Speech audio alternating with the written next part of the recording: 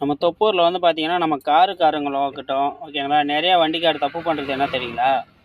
வண்டி டவுனில் இறங்கிட்டு இருக்குன்னா, ஒரு வண்டிக்கு வந்து ஒரு லோடு வண்டி இறங்கிட்டு இருக்குன்னா, நீங்கள் வந்து எதுக்காக காருக்காரங்களாம் வந்து சந்தில விடுறீங்க? சொல்லுங்க பார்க்கலாம். ஏன் உங்களுக்கு வேறு ரோடே இல்லைங்களா?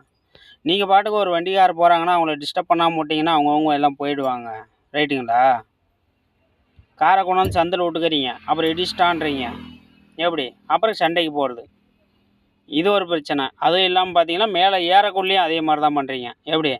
உங்கள் வண்டி டக்கு டக்குன்னு பாஸ் ஆகி வந்துடுதுங்க.